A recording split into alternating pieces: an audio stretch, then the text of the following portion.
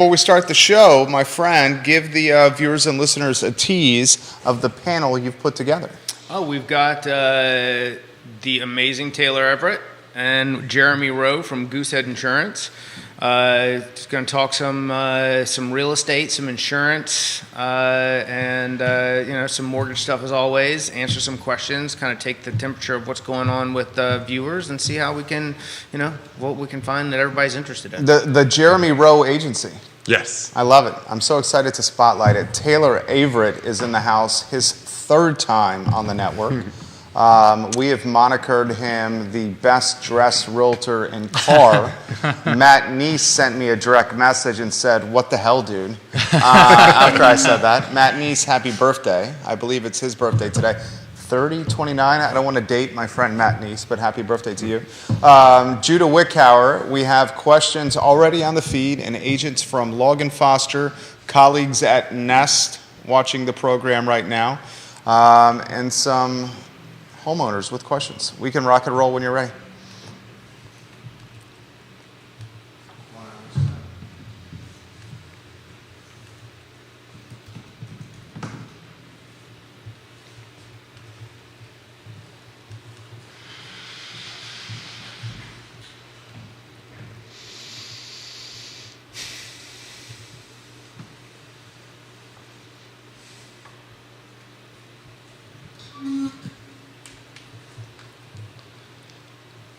Good Wednesday morning, guys. My name is Jerry Miller, and welcome to Real Talk with Keith Smith. Thank you kindly for joining us. The Wednesday edition of Real Talk with Keith Smith, presented by Ross Mortgage and our friend, Scott Morris, a trusted advisor. Scott Morris is crushing it with Ross Mortgage, by the way.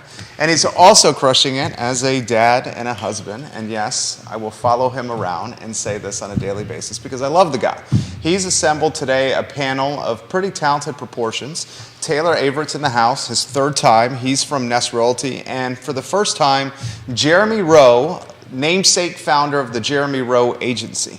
Judah Wickower, let's go to the studio camera. Let's welcome the fellas to the show. Scott, how are you, my friend? I'm good, man. I'm good. Just doing the life thing. Got birthdays coming up for my twins in June. Work is going great. We're running around, trying to solve the people problems, get people into homes, help our realtor partners market and do the best they can to get as much exposure to their listings and activity for their buyer clients as possible. One of the realtor partners right here, Taylor Everett, in the house of Nest. How's the business of late? How about a market update from you, my friend? Yeah, it's good. It's steady. It's kind of the same. Everybody I talk to, it's not going to be a record-setting year for anybody, but especially at Nest, where I think we have a nice group of professionals. Everybody's chugging right along. A lot of cash activity going on right now, unfortunately, and no complaints. I'd love to be busier, but it's the market we're in right now. Let's get the first-timer in the mix. And I would love an introduction, and not only on the business, but first personal. Jeremy Rowe, for those that don't know, an introduction to you in the personal life. Yeah, thank you so much for having me on the show. I really appreciate it. I've gotten to work with both of these gentlemen here before, and I'm really glad I can come and help share some of the knowledge on the insurance side.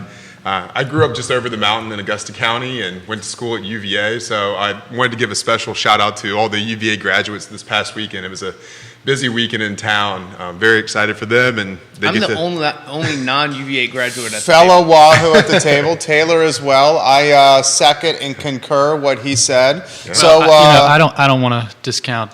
I'm actually the resident Tar Heel here. I was going to. I know. You did say that. I'm Real Talk's resident Tar Heel. So. Yeah. So finish your thought here. So very much born and raised. Yeah. Augusta County, we'll get to this, red hot right now real estate-wise because of price points. But talk to us what it was like to born and raised in this area. Yeah, no, it was really good. I loved growing up over in Augusta County, and I grew up a big UVA fan. It was 30 minutes over the mountain, and even when I was looking to go to college, it was nice that I was 30 minutes from home, but still had a mountain in between where I grew up and where I was going to school. So very convenient to get back and see my parents and my brothers and everything as I was going to school. But absolutely loved my time at UVA all 4 years, and am very blessed that I still have the opportunity to be in and around Charlottesville and have begun my career. I've worked for Stanley Martin Homes in the past, and that was kind of where I got my introduction within real estate. Have been licensed in real estate and made the transition and opened up my own agency, the Jeremy Rowe Agency with Goosehead Insurance. And it's taken a lot of my previous work knowledge and it's put it into a new platform. So it's been good. I'm happily married. My wife is also a graduate of Washington and Lee for undergrad and her PhD at UVA in psychology. Wow. And I've got a 5.5-year-old little boy, Barton Rowe, and my daughter will be 3 on June the 2nd. So also, right there, another June birthday. So 5-year-old and a 6-month-old. Yours are? The girls will be 5 in June 26th, and Colton will be 3 August 3rd. And Taylor, not to put you in the spot, no kids, right? Apparently, I'm living a life of Peter Pan. Okay, I'm sorry, the Tar Heels Peter Pan over here. We love Taylor, though, on the program. All right, so fellas, I'll get out of the way. You guys are the pros here. Taylor and Jared, how's business? How's the market? How's business going right now? Why don't we start with Jeremy? I mean, what's the temperature on the street? Sure. So business has been going very well. A lot of what I do is correlated with the new home origination. When people are buying a home or they're getting a loan, a lot of what my business is focused on is helping those homeowners with their homeowners insurance. I write all personal lines, everything with the exception of health insurance. So life, auto, umbrella policies, but the big focus that I have is working within the real estate community on the homeowners insurance side. So my business has a tendency to ebb and flow a little bit with the market, but it's actually for the last 6 weeks has been pretty strong. I've seen a little bit more activity. Throughout the year, it's been a bit of a roller coaster. It hasn't been the exact. The spring market has had kind of peaks and valleys to it that we don't normally see in a regular market, and that's been felt on the insurance side as well. So business has been very good. I'm blessed to work with a lot of partners in Charlottesville, and I'm very glad when I can help them out. Same question for you, Taylor. Mm-hmm. Yeah, I concur. It feels a little stop-start. Monday there was 2 listings in Charlottesville. In city limits. Yeah, the last in weeks past, some days you'd have 15 or 20. So I'm sure graduation affected that somewhat, but as there's a lot of volatility in rates and things like that, it's just a week-by-week situation. My listings are down in the spring, year over year. I have... What's the number? What's the count? Right now? Well, for you personally. I've listed 1 house in the spring. I've done I've done a way more marketing this year. But people can't make lateral moves in the city anymore. They have to make a downgrade move. The rate environment, the price appreciation, these are taking people. I mean, my personal situation is I bought a house for $300,000 with a 2.5% interest rate 3.5, almost 4 years ago. My house. Your first time on the show, I think you said on the program that you believe you bought the entry point in the city. I believe that's what you said on the show. I think for a single-family home, yes. Yeah, that's what you said, if memory serves. That house is probably now $430 with a 7% interest rate.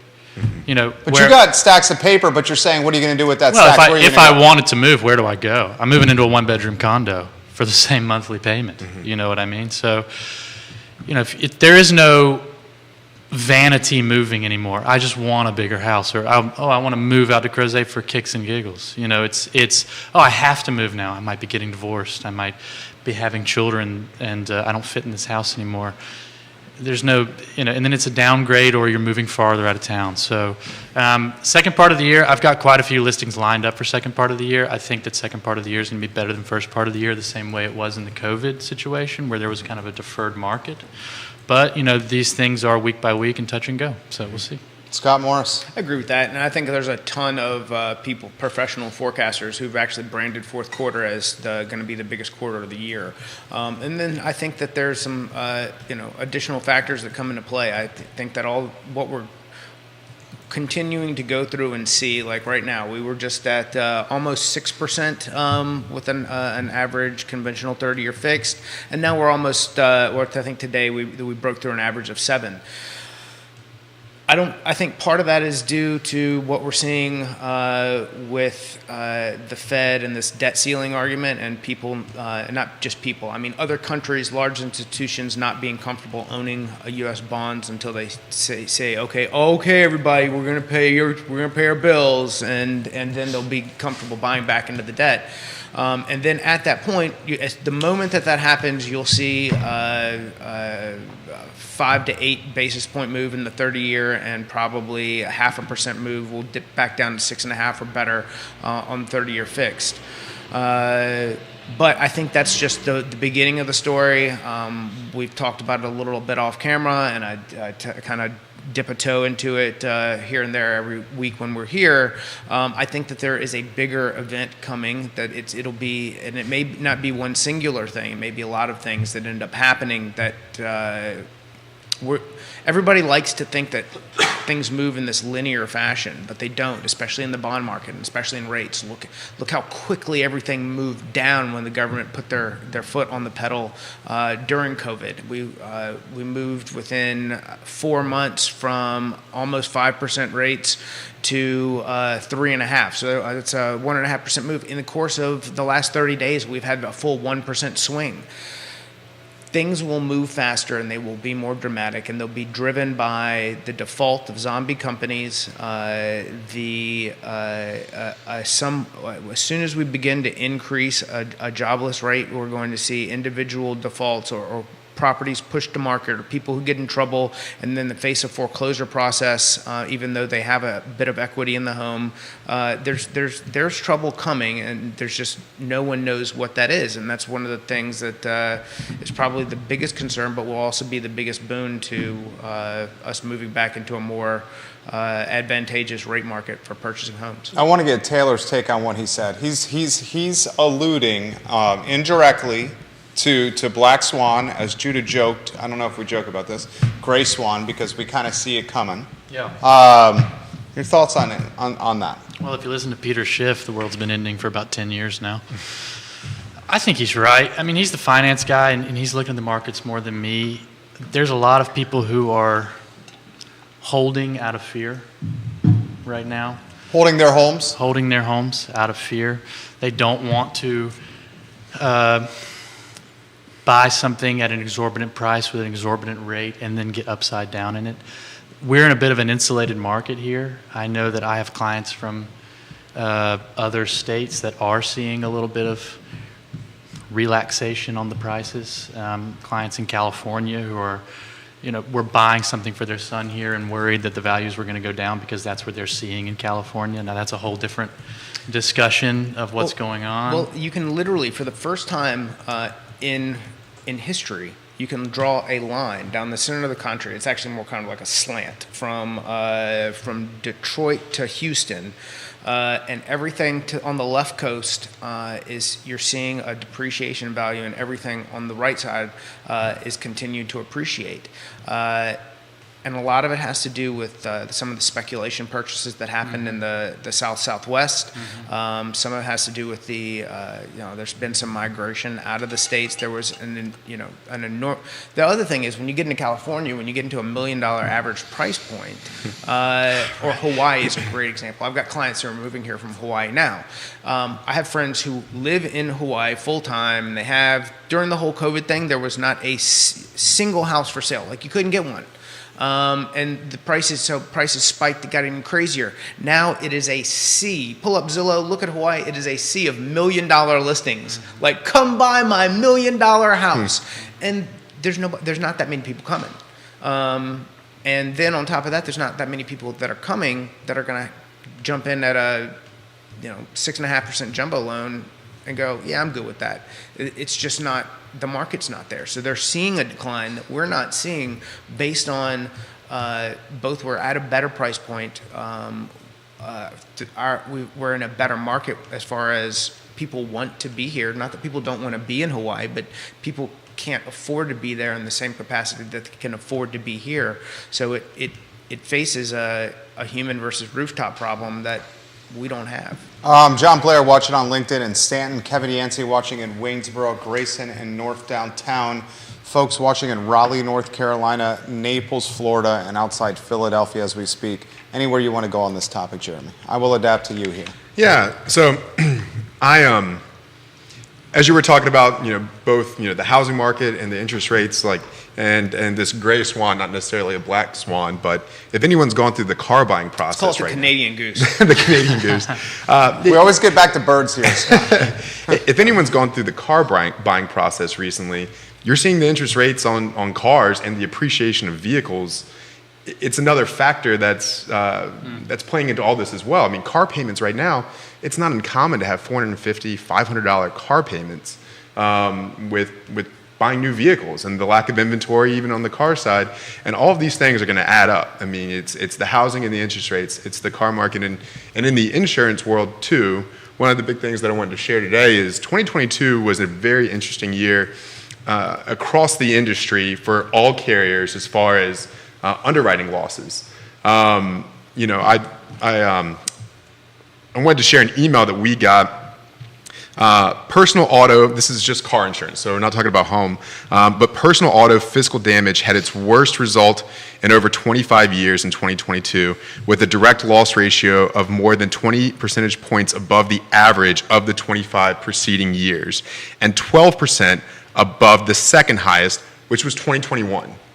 So in 2022 and 2021, we saw higher loss ratios across the industry. What's that mean? In home and auto. What's that mean? So it is the combination of accidents and what insurance companies were paying out for things that happen. Okay. So I'm an independent broker. I work with independent, different insurance companies. But State Farm, who's one of the largest, if not the largest insurance carrier in the United States, in 2022, they reported $13.2 billion in underwriting losses.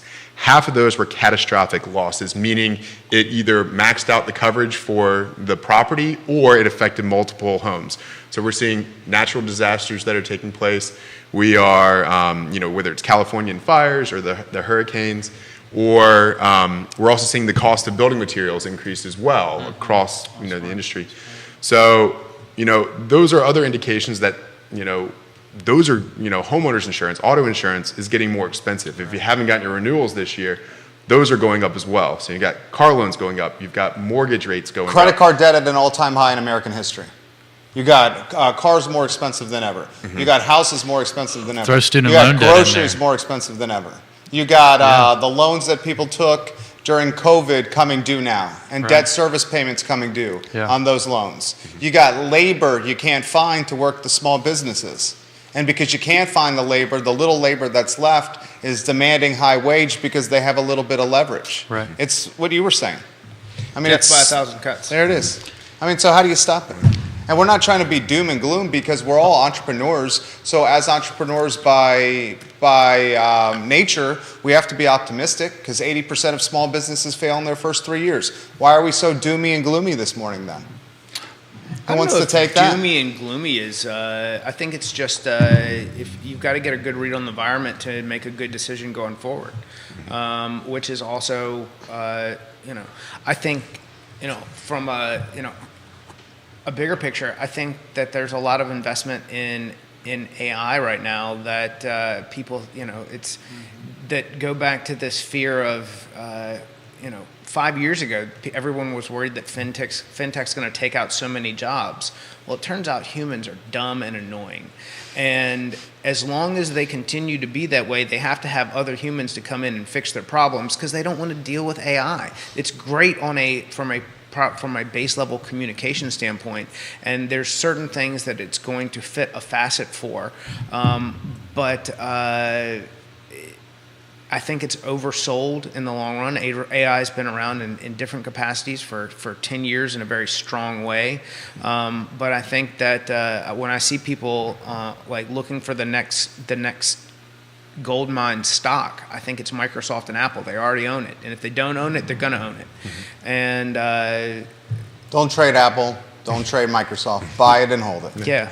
Yeah, good advice right there. And what you were talking about, I don't think it's necessarily doom and gloom, but as you were saying, be prepared. Like, these are just things to look at and be aware of, and there are smart decisions that you can make, individually. I mean, this is a pretty big ship. It's very hard to turn, this size ship, and the government's working on it right now with, increasing some of the rates, trying to, slow down inflation, which we were talking about earlier. But I think individually, you can do some things personally to kind of set yourself up to safeguard, a few of your things. Like, if you're in a home, right now, more people, are looking to stay. They've got their interest rates set up, evaluating where they are or what type of vehicle they are, or not burdening themselves with debt as much. I know it's a completely different radio show altogether, but Dave Ramsey has been talking about this for the better part of 20 years, about protecting yourself, not carrying as much debt. And so if you're setting yourself up that way and you're looking at all these factors and playing it out, then it's not doom and gloom, it's just preparing. Comments coming in, guys. Carly Wagner watching the program. I'll throw this to Taylor from Carly Wagner. With the previous low rates but skyrocketing rents, more average Joe folks can hold on to their previous home even when they have to move. I know several folks that are keeping their starter home as a positive cash flow rental and long-term investment because the rents are skyrocketing. Mm-hmm. This puts an even greater squeeze on inventory. That's right. It's a great comment. Your thoughts on that? Actually, I was having this discussion with Keith Davis and Jonathan Kaufman the other day about myself. And we were just, around the water cooler and talking about... He's talking owners and brokers of Nest right there. That's right. And they were asking me, especially with my Peter Pan lifestyle, who knows when the end is in sight here, but when were they joking with you? If I ever moved, what would I do with my house? And I said, I thought I probably would just keep it. Yeah. I mean, I could cash flow it like way better than you got a 275 on that, and would you buy it for 3? 3. So 275 on 3. Back the napkin. Don't ask Scott for help. I'm going to say 275 on 3. What do you like? 15, 16 a month? Well, they raised my taxes $100 a month in January, so it's gone up a bit more than that. Okay, all right. But yeah. And what do you got? A 3-bedroom? Well, technically a 4, but I would never put anybody in the basement. It's a dungeon down there. So I'd say that's $1,750 to $2,000 a month all day, every day. Maybe a little bit more. Okay. I think it's a little more. So you're sitting on $500-600 a month from day one. Yeah, cash. So why would you sell? I wouldn't. Yeah. I wouldn't. It'd be stupid to. That's Carly's unless the maintenance just got so deferred that it was going to be a nightmare one day. And one thing to consider is, if you're in a market segment where the demand is so high that people are going to waive inspections, and if you're going to hold on to it and wait until that changes, that's a different environment. And then you get caught making a $10,000 repair because it's a buyer's market, whereas now everybody's going to just take it as it is. That's worth consideration. You have to do your break-evens on that, depending on what your monthly cash flow is and how long you're going to hold it. But I agree with her completely, and even in my own calculus, I wouldn't sell the house. Now, I think that sounds great for some responsible people, and I don't mean to say that that other folks may not be responsible, but they may have had things that happened in life that forced them to take on other debt, and in order to clear that debt and and qualify for the next purchase, they're going to have to sell the house, take the equity. It may not be the best decision, but it'll be the best decision for them. We're straw manning a situation here where somebody is extremely financially healthy. But there are definitely cases where people have to roll over into the next house. We just talked about the lack of savings and the increased credit card debt, and we as Americans typically that's like our MO. I mean, we're overlooking probably the biggest problem going on right now, and that is the fact that is it July 1st, student loan payments restart. Probably at an average of 7.5% capitalizing interest on 6 to 10 extremely overinflated college prices for what is. And I went to Carolina and I went to UVA, so do not misconstrue me as being anti-education. But a lot of the things we're talking about right now. Were you psychology? No. What was your degree? At UVA, I had a master's in commerce. Okay. Yeah. Gotcha. But a lot of the things that we talked about with financial literacy, this is something that we need to be talking to 17 and 18-year-olds making 100%. College decisions about, not the 35-year-olds who are already sinking deep. There's a discussion to have there, but And this is also something where, like, probably the four of us can probably piecemeal together 8 to 10 books, maybe not even that many, that probably cost like $20 each, and say, read this, and then you can get everything you need that 4 years at UVA taught me. I'm not trying to throw shade at UVA. I love UVA. Yeah. But that's pretty much, I don't think I used a single thing I learned at UVA in the 15 years of running this business outside of the social skills I developed at 4 years of UVA being away from my parents. You can know what I'm saying? Does that make sense? You can take a Yale Chinese government class on YouTube with a industry leader, or you can go take Stephen Kotkin's Russian government class on YouTube, who's a Princeton professor, for free. And that's a discount. I mean, college is a valuable thing, and I went there and I love it. But if you're 18 years old, PVCC is one of the best community colleges around. Why not take 2 years at PVC? And my dad tried to tell me this too. He was blue in the face, and I said, "I'm going to Carolina." You're not, and it's Fayetteville, North Carolina. I wouldn't. Carolina blue in the face. Thank Jeremy's you, Jeremy. got jokes. But you know, the difference in cost when you're out, you don't understand until that first payment comes back. Seriously. And So are you speaking from personal experience here? of course I am. Okay, But it's, you know, all right. you want to talk about hinging people's capacity to own property. Throw $1,000 a month. That's not my situation, but it's Okay. like throw $1,000 a month student loan service. payment. Yeah. I mean, if it costs you $100,000 at 7% that goes 10-year back to repayment to go to my- UVA, it's And, That and goes 100 back is to probably my- light. probably light. Yeah. Well, look at this. So the greatest example of that is not for your situation, but for someone who's become a social worker in the state of Virginia, and some teachers, or some lawyers. So one of the things when I have a realtor introduce me and they're excited about their client, they go, "They're lawyers," and I go, like, are they criminal defense attorneys that accept money? Or are they district attorneys who just went $220,000 in student loan debt and now make $80,000 a year? Which kind of lawyer In-house are they? counsel for a nonprofit. Yeah. Yeah, something like that. Or are they, is this a counselor who has to get a master's degree and then basically work for free for 2.5 years on top of the $180,000 to $200,000 in student loan debt they have to be a therapist, and they can't then go out and then earn off of that money? I mean, there are tons of degrees that we place on workmanship that you're never going to recover that money from, just period. I mean, there was a couple years ago, there was a Wall Street Journal article about some dentist who had accrued like $500,000 in student loan I debt. think it's $2.5 million now.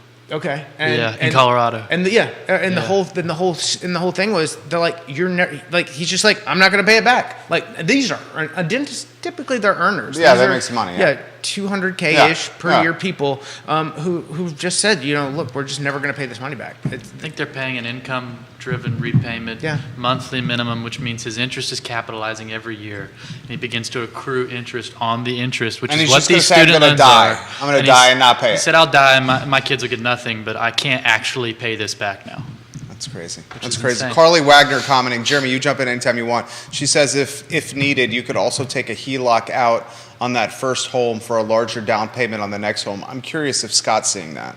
Are you seeing people who bought, say, 2019, 2020, 2.75, 3% rate, stacks of equity, utilizing that equity for a down payment on another home and keeping the first one a rental? They can if they qualify for all the debt, but I've seen people who are seriously flinching at the HELOC process because you're 10% interest right now on a lot of those That's a products. variable rate. 10% on the HELOC? Yeah. Damn. And which is also variable, which is typically amortizes over 20 years with the balloon at the end, and then you've got the option to refi. And what kind of term are you talking on that?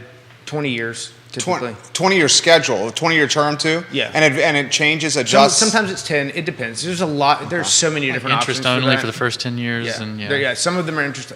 Again, so many options. Everybody's give you a different little piece depending on where you go.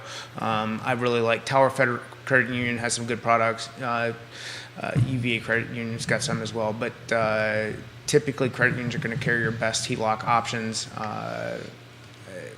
But again, it's how much money do you need? What are your other options? What's right for me might not be right for you. Kelsey Hall asked this question. She says, this for the panel, it might be for Taylor. How many of the folks locally have become small-time landlords? And by small-time landlords, I mean 1 or 2 units and creating an inventory pinch because of that.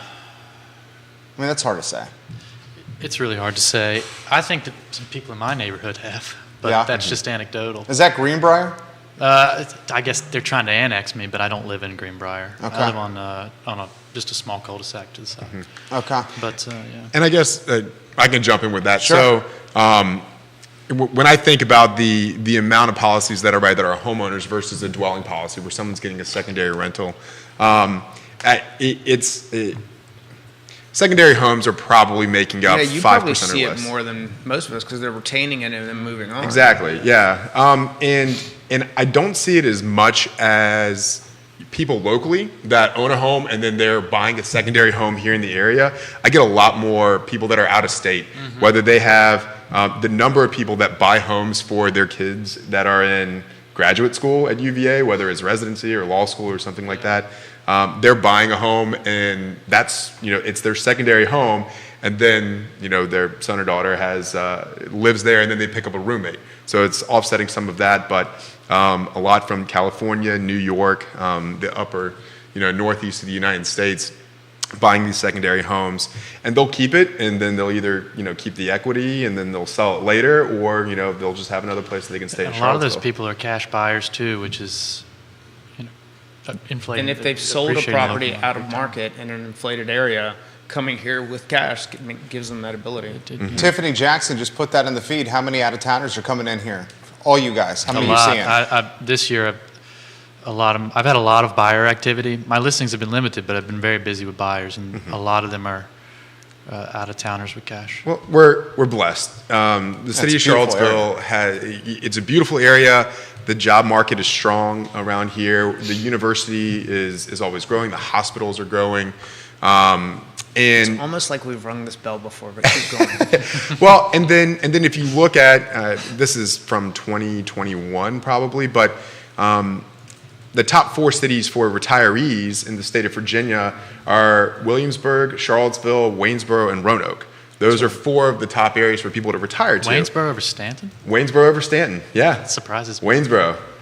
It's the cost, but you're still close. I mean, it's a 30-minute drive. Yeah. If you go from Crozeta to North 29, it takes you 30 minutes. Yeah. You can get from Waynesboro to downtown Charlottesville in 30 minutes. It's true. Yeah. So you got to go over a mountain. It's a beautiful drive, and traffic is fun, but Yeah. I digress.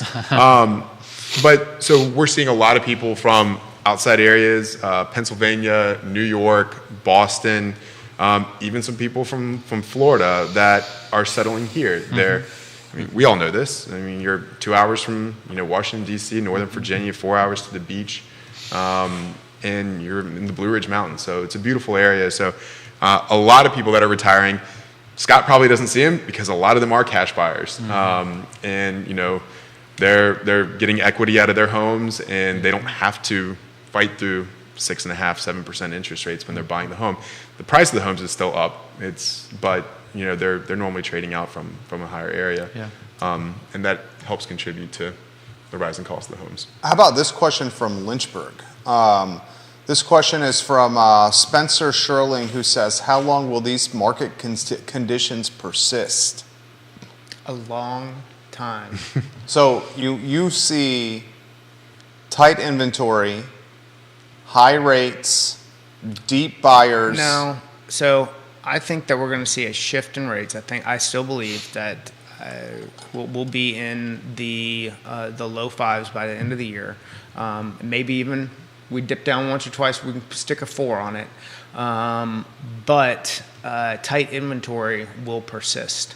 There's what I like to call an enormous amount of dead inventory from people who qualified to buy at sub 3.5% based on their hourly earnings, or they were teachers, fire, police, that have a limited capacity to grow their income, and they cannot, as Taylor talked about, make a lateral or a step up. They can't make a vanity purchase. That option for them is gone, so that they are going to be in those homes for perpetuity, or they have the possibility, if they have been responsible, to where if they're maybe moving out of the area, they could retain it on its basic cash flow just because of the low interest rate and where they are. So they can grow some individual wealth in doing so for your highest level of responsible buyer individual, that's what they would do. If there's someone that then has had some sort of life experience that they have to move for, they may be forced to sell the property. And then the last tier would be if they've gone through some sort of individual struggle and they have to sell the property and become a renter. Those are the types of things that are going to put those properties on the market. But at the same time, they all take some time in order for them to happen, and most likely they're not going to happen to everyone at once. What do you think about that? I agree. I think he's on point. Wholeheartedly. Yeah. And also, the falling rates doesn't help the buyer's journey. No. Not if at all. anything, it's more competitive. It's But way it more will, competitive. but it increases the It'll- likelihood for people to go, okay, of I putting can- my house on the market because I I can can justify justify the new this. rate. Well, that's maybe, true. That's maybe. true. But at what rate of, like, does the demand segment grow at the same rate as the supply segment? That's what I think. See, I think what he's basically saying, and I'm going to try to put it, Taylor's way smarter than me. I think he's basically saying when rates fall, a lot more buyers are going to jump in the pool. We may get more homes listed, but more buyers will jump in the pool, which will make it more competitive, despite the fact more homes are listed. That's what you're saying. Yeah, I think including that's true. non-competitive buyers, which still makes buying a house more competitive. Exactly. That's a beautiful. Explain that. Well, if I have two offers, let's say I list my house at $300,000, I have two offers. I might get 305, 310 at the best. If I have 10 offers, somebody's going to come in and just be like, oh my goodness, there's 10 offers here. Let me just throw 350 at it, waive the appraisal.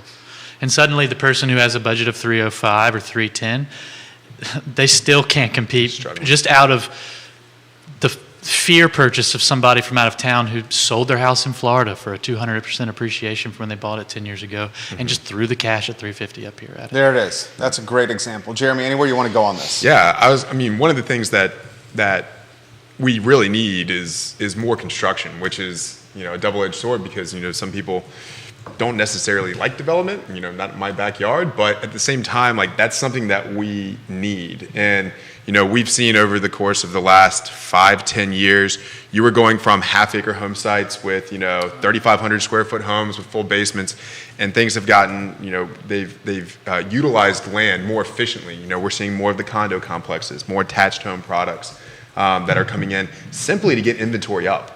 We've had to. The other side of that is the cost of constructions have gone up, really starting in around August, September of 2018 was really the first big lumber spike. And that was kind of the beginning of the rising costs and the construction rates that we saw. It was right there around August, September of 2018. And that's carried through. Even, through the pandemic, things have gotten even tighter. Anyone that's built independent has learned, things like it can take 6 to 8 weeks or more for windows to arrive. The production builders have felt that, but we're very blessed that we have a number of builders in Charlottesville, and they're working to bring that inventory. That's something that's going to be needed to kind of help alleviate this, is that new construction. And there was really... well, we've got, unfortunately, enough NIMBYs, and we talk about this weekly with Keith. Local government and municipalities have become anti-growth in a lot of those sectors. So we're not going to be able to build our way out of it. However, with the small individual builders, what we probably are, and I'm talking smaller than the Ryans and even Stanley Martins, and even smaller than Liberty. I'm talking about the individual Class A contractor who can build a house for $220,000 on a 1,500 square foot, 3-bedroom, 2-bath, where Jeremy's bought a $50,000 lot where you can be all in for under $300,000. The folks you brought on the show. DJ Moberly in Culpeper. They inspired home builders. They have the greatest amount of opportunity right now because they can essentially put you in a new home for less than what you can buy a resale for, or a very comparable price. And those are the builders who have, I think, the most amount of opportunity, and at least provide also the most amount of benefit to the individual who's got the capability to make that sort of thing happen. Scott Morris, Ross Mortgage. Great take right there. Daniel Pettit watching the program. Real Estate 3's finest. He's been in the business for Dan, I would say 30, 40 years. He says he's watching at ACAC right now on the treadmill. He's got a question for you guys. Do you think the rental rates will continue to rise? I think he's got a rental at Lake Monticello. I think they'll continue to go up. We've got more people coming to this area, limited inventory to buy. People need a place to live. If people need a place to live, they got to rent. If they got to rent, the landlord's got the leverage, so they bump the price. Is that the equation? I'm not a property manager, but the demand and supply are the same on the rental side. Mm-hmm. And if I own it, like let's say I rented my house out, and it's a one-bedroom condo in town for $1,800. I'm just going to bump my price at $25 and be like, oh, you want a yard? You want a fenced-in yard? You want 3 bedrooms? You want a carport? Go rent at the apartment complex for $1,800, or you can come pay way more for here. Angela giving you some props right now, Scott. She's watching right now. She just threw up the clap emoji and the heart emoji for dropping the business and giving her some props. Angela, we love... welcome. You guys are great. I love everything you do. You create a great product, a good experience for your clients. Yeah. You think the same, Jeremy? Yeah, well... with the rates, the rental? Yeah, I do. I think it's going to go up. It feels like we've been, for probably more than 20 years, it's always felt like Charlottesville's been 95% saturated as far as the rental market. Like there's just never been enough rental properties. It's really competitive to get something. It's been that way as long as I can remember, as long as I've been in town. I mean, shoot, going back to students, you had to find your second year housing by like October of like your first year. You had to figure out who you're going to live with, and you had to start looking then. Because it took that long to find leases, get it all squared away. And the interesting thing about that dynamic is by October, you're not really sure who you want to live with second year Right. because you've only had like a month and change with them. And you have not had enough time on rugby or on the corner with the fake IDs to really get to know if this is who you want for second year. And I'm just speaking for personal experience. That's just me personally. And I was an RA my second year, so I was playing this Which dice dorm? roll. I was in Dabney my second year. Dabney 101, my first year. Nice. So I rolled the dice. I was like, I need to figure out if I don't get RA, am I going to be homeless for my second year? Because like you had to commit. You would have been far new dorms if you hadn't gotten RA. Exactly. And you would have been walking far. Yeah, Hereford. That's right. That's totally what you would have done. No, but there's not enough inventory out there, and so as long as everything else is going up, we are going to continue to see the rise in the. I saw a the rental rent listing rates. the other day where the owner had put in the comments on Zillow, please, please, please, no more inquiries. I'm inundated. Really? Yeah. Get out. Why didn't you just take the listing down? I don't know. That's bananas, man. Yeah. That just talks about the market. All right, more comments coming in here. There are multiple triple-digit acre sites for sale in Augusta County. If a forward-thinking builder started building 1,800 square foot, $225,000 homes in Augusta, he or she could not build them fast enough. Interestingly, we have an Augusta County boy on set, born and raised. Anywhere you want to go in Augusta County, it seems like you got tremendous momentum and tailwinds in Augusta County right now. Well, there certainly is the land, and of course, Augusta County has some of the best farmland in the state of Virginia. I mean, the state of Virginia has some of the best farmland in the United States. It's not just meth and chickens? No, it's not at all. Augusta County is a beautiful area, and the county does a really good job protecting a lot of the farmland that's over there. And so it is not easy for just a builder to come in, buy the land, and assume that they're going to be building. So it my has to other get question zoned. would be, like, when we talk about these big parcels of land, all right, there's to me, Augusta County is a very large county. It's massive. And when we talk about where a builder could execute this, I mean, you've got to be on that 8164, like, Quarter, 100%. or because if not, if like you're in Churchville, like Too I don't- far. Yeah, like it's Yeah. really nice out there on cow pasture, calf pasture, but you're not. And while you could build some amazing homes out there, unless there's not that. I don't think there's internet to support. How's it any different, though, Scott, than Buckingham County? And people live there. That's been my point about Buckingham. If you're on the other $225,000 side, if you're right homes. on the other side of the bridge at Scottsville, that's one thing. But if you're back where the National Forest is, like, That's the sticks. yeah. Yeah, and there is, and I think some of the builders have to be looking for it as well. Like I know there's an agent in Augusta County, Jody Sipe, that she's got a parcel of land that's already kind of platted for 32 individual homes. I'd reached out to a couple of builders and said, hey, this land's ready to go. I didn't hear back from one. I heard, no, it's a little bit far for us to drive, but it's in Fishersville, Virginia. I mean, Fishersville, the land is within a mile of Augusta Health. That's right there. It is 5 minutes to the interstate. Did you just get an Amazon? A warehouse in Fishersville? There's a new, that's another topic of conversation, because the population in Augusta County also needs to grow, because there's more jobs that want to come into the area. But Augusta County needs not necessarily all blue collar jobs. They need a mix of everything. But there is land, and there is the opportunity for it to continue to grow. Fishersville has been an area of growth for the last 20, 25 years. There's a few spots just north, I guess, of Waynesboro, like Anna Maria Estates, that they have a number of parcels of land. More of your smaller production builders and local builders that buy those lots and build over there. NVR, Ryan Homes, they've been building over there. Atlantic Builders is building over in Augusta County. They have land in Stuarts Draft. You can buy acre home sites in Stuarts Draft. So there is land to be developed there, but at the same time, it's not the way that the county is set up, because it has been agriculturally based for so long. If a farmer wants to retire, he can't just sell his land to a builder and they can just put up a neighborhood anywhere they want. There's different rules and regulations and zoning that has to go into that. So it's the focal points of growth in the county that are important over there. That's a great take right there. He grew up in Augusta County, and he used to work for Stanley Martin, so he's got experience with a production builder. So he's speaking from really shoe leather and experience with that take there. This comes in the feed. There's 1,000 acres directly adjacent to 81 and 2 miles from Interstate 64 in Augusta County, and they say Augusta County has what no one else has, the dirt to develop and build upon. It's a great take. Here's a question specifically from Taylor for someone that's thinking about getting into the real estate business. It's a challenging time right now. Yeah. If you're thinking about getting into the real estate business. I'm not trying to be a dream crusher, and I'm not even in the business. Maybe I'll let Taylor give you that advice. She says this: is your footprint now expanding as a younger agent with limited sales in Charlottesville and Albemarle County? And how far are you willing to drive with your current business? Good question. Well, I actually feel like my footprint is shrinking, but I think that's extremely situational to me. What's that mean?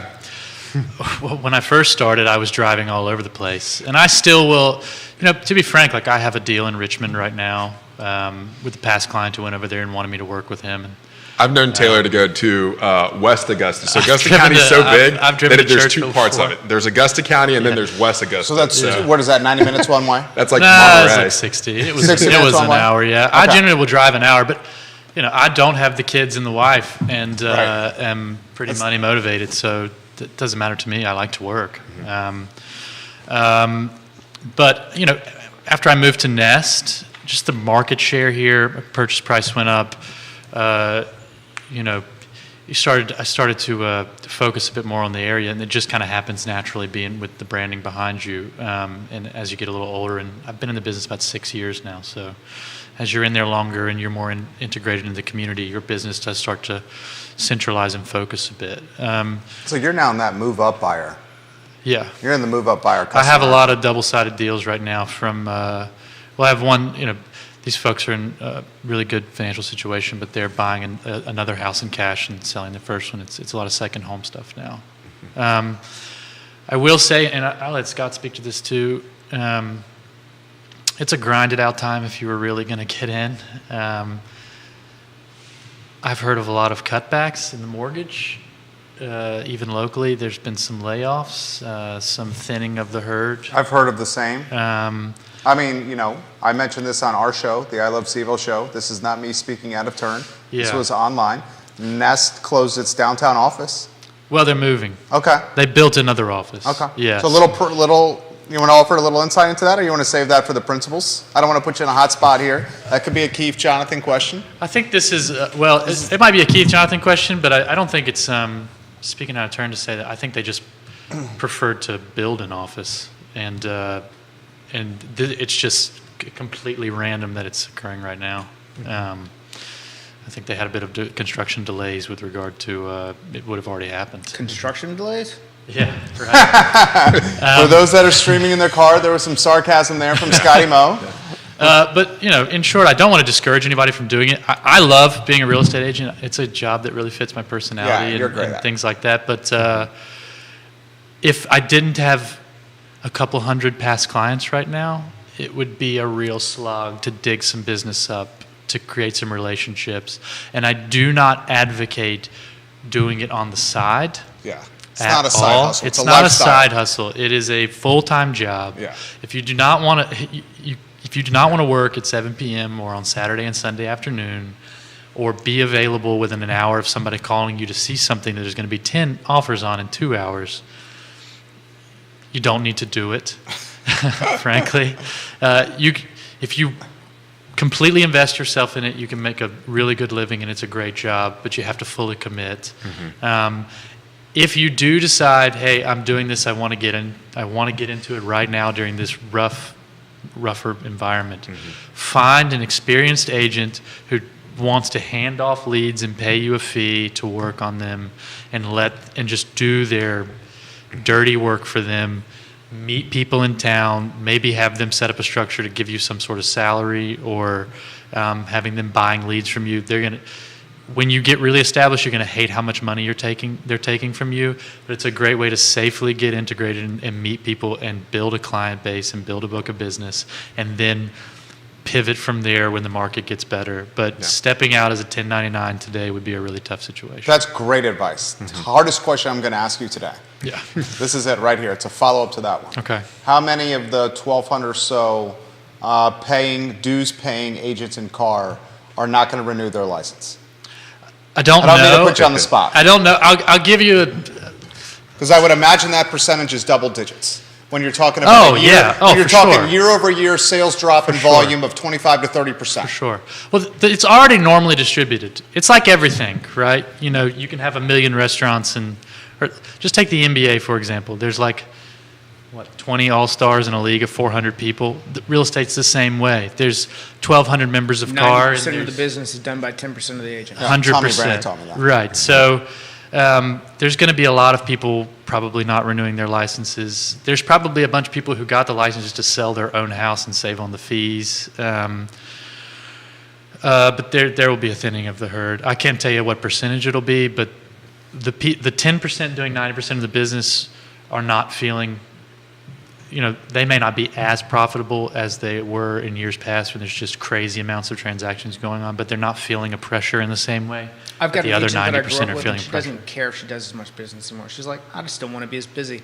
And that's not that's not bravado. She's not bragging. It's not bravado. Yeah. It's 1,000% like, I own 11, 15 rental properties now, and I can, this is, if I do 40 instead of 70, my feelings aren't going to be hurt at the end of the day. I think we have that similar friend, and we won't out her on the show here. Your thoughts on what we're talking about?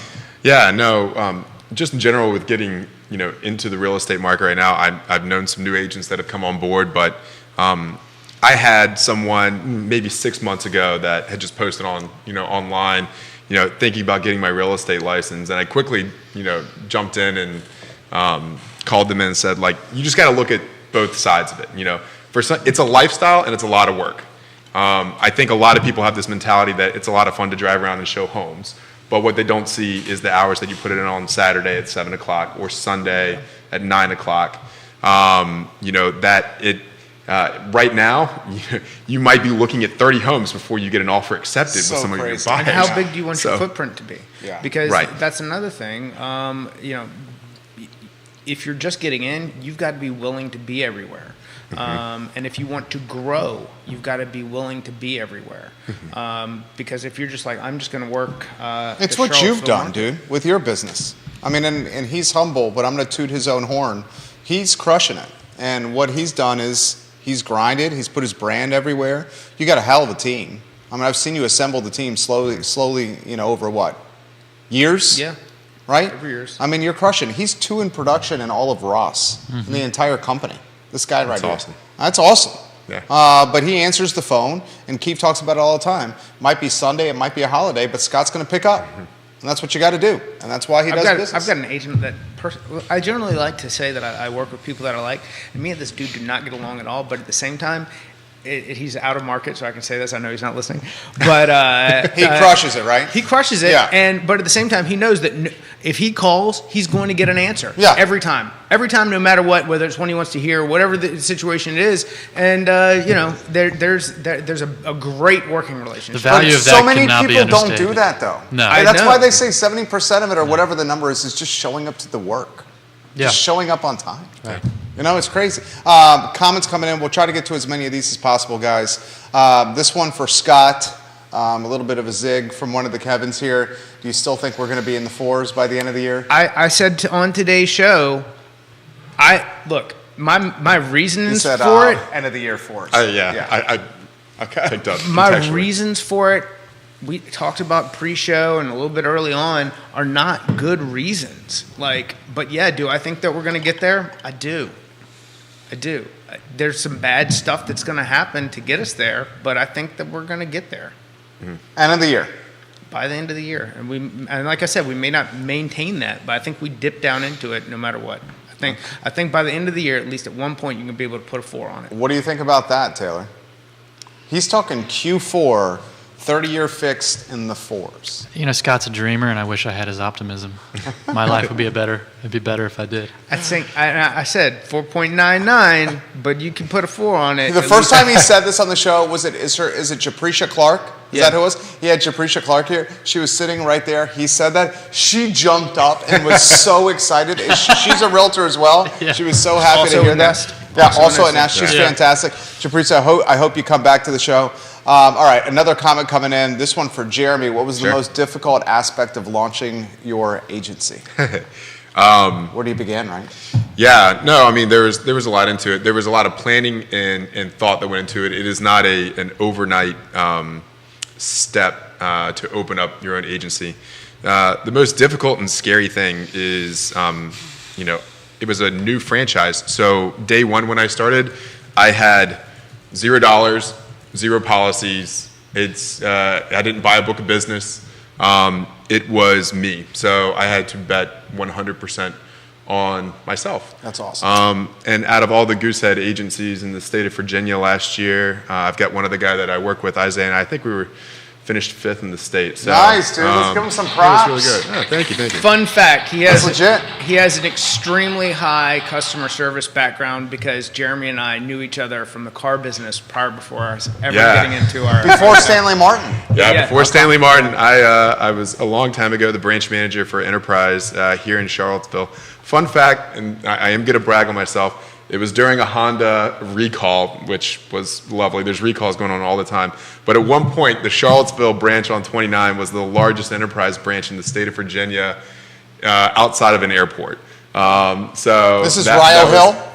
This is the one on 29. Okay. Yeah, right there Okay. near It was Rio Honda, Road. and it was also during the ignition recall for Chevrolet. Both were going on at the same time. And I just, I think that branch was up to like 450, 480 cars, and they were all on the road for recalls, which was great. So Scott and I went all the way back there, and I was the guy that was coming down, picking up customers or asking for invoices and everything. So, but no, going back, the hardest thing was just going out completely on my own, and starting from zero and building the business from there. But it's been a lot of fun. I've been very blessed, and I've got a broker for over 70 different carriers. I don't work for any of them, which I really love. I'm kind of I don't have any quotas for any of them, so whenever I work with someone, it's just whatever company is going to give the best rate and the best coverage.